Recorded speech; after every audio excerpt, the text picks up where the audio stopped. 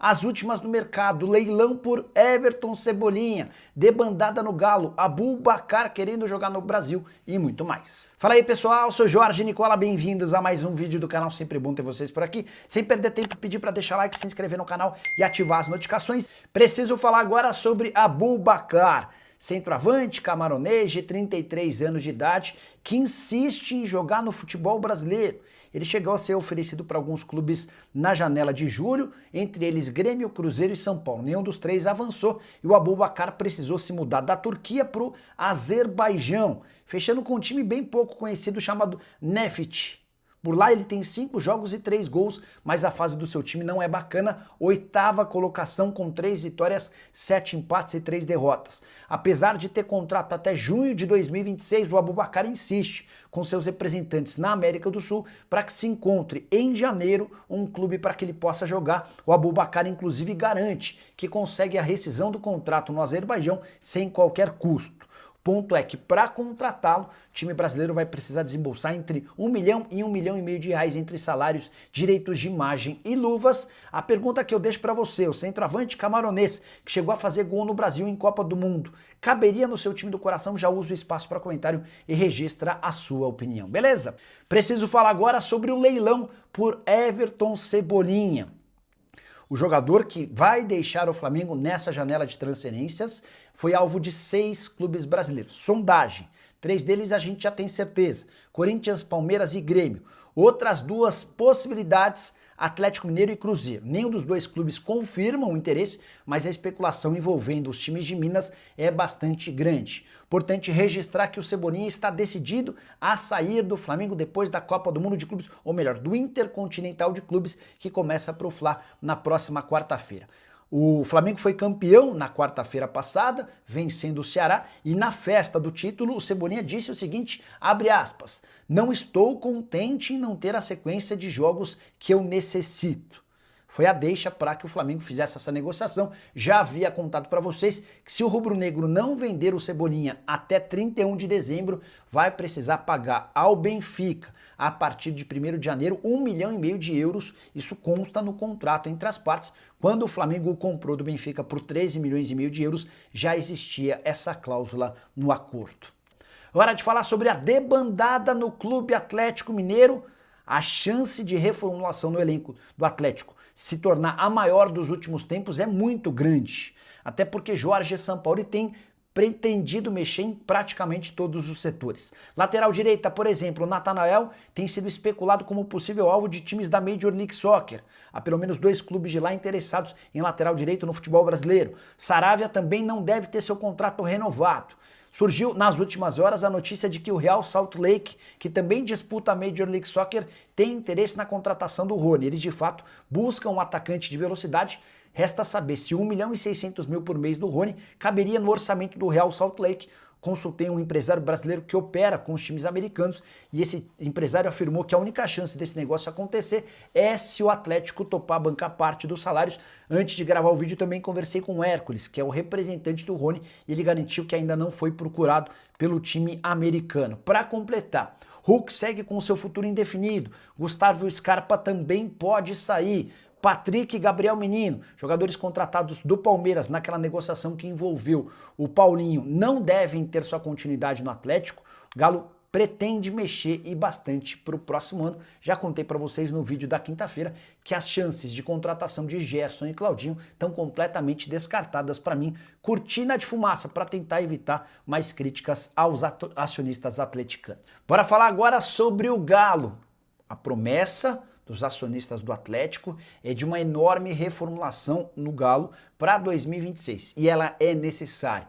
O Atlético tomou 3-0 do Palmeiras em sua despedida da Arena MRV nessa temporada. Importante, o Atlético vai para a última rodada apenas com a 13ª colocação. 3 pontos de vantagem em relação ao Vitória, o Atlético só não cai pelo saldo de gols. Muito pouco para um time que prometia brigar até pelo título do Campeonato Brasileiro. Existe a possibilidade de demissão de Paulo Brax, contratado em janeiro como CSO, ou a tradução para homem forte do futebol atleticano. E eu queria contar um pouquinho sobre o currículo desse CSO, do homem forte do futebol do Galo. Paulo Brax fez um único bom trabalho pelo América Mineiro, quando ele conseguiu colocar o time da Série B para a Série A em 2020 e ainda foi semifinalista da Copa do Brasil. É só importante ressaltar que no América ele tinha autonomia pequena, quem mandava mesmo era o Marcos Salum. Depois disso, Paulo Brax vai para o Internacional, 12º colocado no Campeonato Brasileiro de 2021 e eliminação nas primeiras fases da Copa do Brasil para o Globo em 2022, algo que resultou em sua dispensa. Apesar do fracasso, ele tem outra chance em clube grande. Vai para o Vasco e comanda o Cruz Maltino como representante da 777. Na primeira temporada, mesmo com muito mais investimento do que todos os outros, o Vasco sofre demais para conseguir subir da Série B para a Série A. Na temporada seguinte, o Vasco faz o maior investimento da sua história, cerca de 300 milhões de reais e 26 contratações, e o Vasco sofreu da primeira à última rodada para escapar do rebaixamento. O rebaixamento só não acontece porque na última rodada o Vasco vence o Bragantino. Diante disso, e na 15ª colocação, o Vasco decide por demitir Paulo Brax, que se torna no ano seguinte CEO do Santos. Ele fica entre junho de 2024 e janeiro de 2025. Mais uma vez, o Paulo Brax tem o maior orçamento da segunda divisão. Ainda assim, o Santos cria uma série de dificuldades para si e sobe como campeão, mas sem deixar nenhuma boa impressão.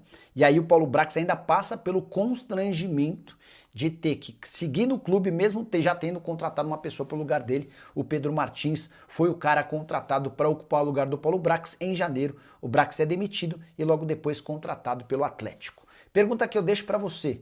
Você manteria Paulo Brax como homem forte do futebol do Galo para 2026? Aí só para completar o noticiário do Galo, depois da derrota por 3-0 para o Palmeiras dentro de casa, Rafael Menin, um dos acionistas do clube, escreveu em suas redes sociais: vexame completo, deu tudo errado nesse ano, a massa merecia muito mais, trabalhar mais e muito melhor em 2020.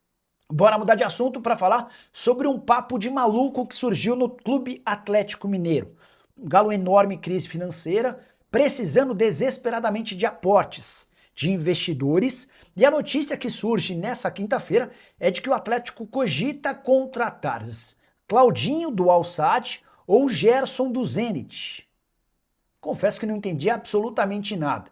Gerson só sai do Zenit mediante proposta de 25 milhões de euros. A gente está falando de mais ou menos 154 milhões de reais. O Claudinho foi comprado pelo Al-Sadd do Catar em janeiro por 20 milhões de euros. O próprio empresário já disse que não existe nenhuma chance de o Claudinho voltar ao Brasil tão cedo. O que explica esses nomes surgirem no momento de enorme crise e contestação? Para mim, uma grande cortina de fumaça para fazer com que os acionistas do Galo sejam menos criticados. Houve ataque de torcedores atleticanos aos 4 R's depois da derrota por 3-0 para o Palmeiras em plena Arena MRV.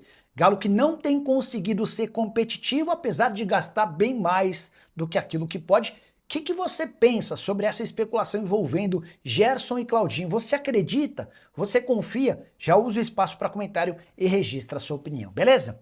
Queria falar um pouquinho sobre o Paulo Brax. Existe a chance de o Paulo Brax e até do Vitor não ficarem para o próximo ano. A diretoria do Atlético, os acionistas do Galo, cogitam uma reformulação no departamento de futebol. A pergunta que eu faço é: quem contratou o Paulo Brax?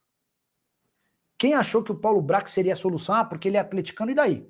Então, a gente coloca o Gladstone, que é torcedor do Galo, para ser diretor de futebol do Atlético. Ah, Nicola, mas o Paulo Brax já fez bons trabalhos. Ele fez um bom trabalho. Quando ele vai para o América e sobe o time da Série B para a Série A e leva o time para a semifinal da Copa do Brasil. Mas eu ouvi de uma pessoa do América que o papel do Brax lá no Coelho era bem pequenininho, que quem mandava em tudo era o Marcos Salum, tá? Eu ouvi. Pois bem, ele vai para o Internacional. O Inter faz um investimento relativamente alto e termina o Campeonato Brasileiro em 12º.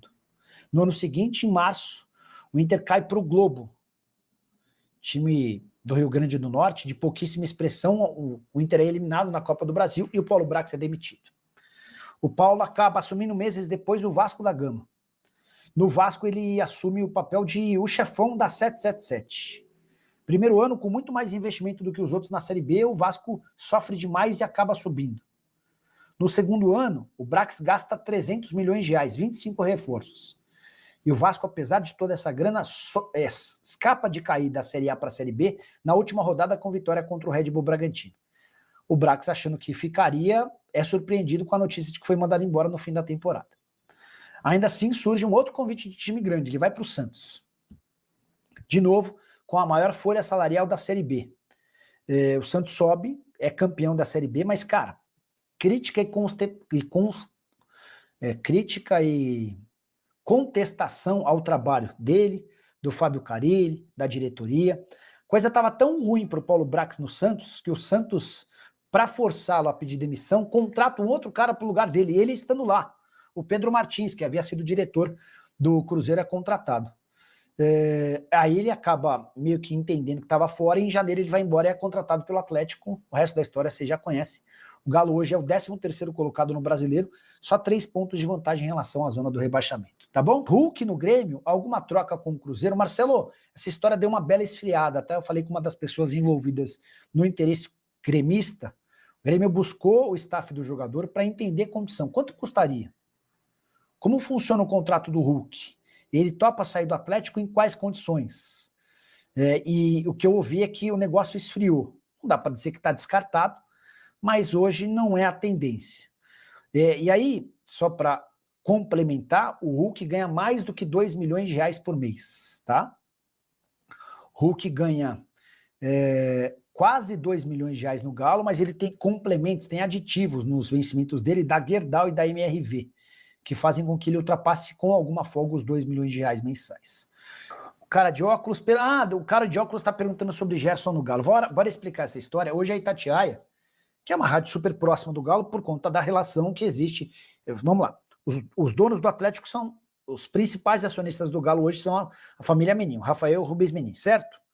A Itatiaia é da família Menin. Então, dá para dizer que nada sai na Itatiaia sem o crivo, sem a aprovação da alta cúpula, especialmente notícias importantes, como, por exemplo, a possibilidade de contratação de Gerson e Claudinho, nomes especulados nessa quinta-feira pela Itatiaia.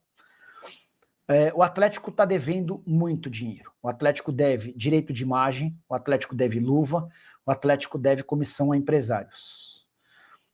Nesse ano, o Rony chegou a abrir um processo contra o Atlético, o Scarpa chegou a abrir chegou a enviar uma notificação extrajudicial contra o Galo.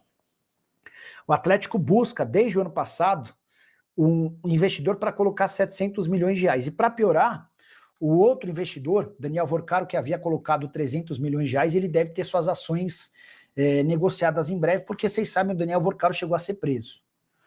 Pois bem,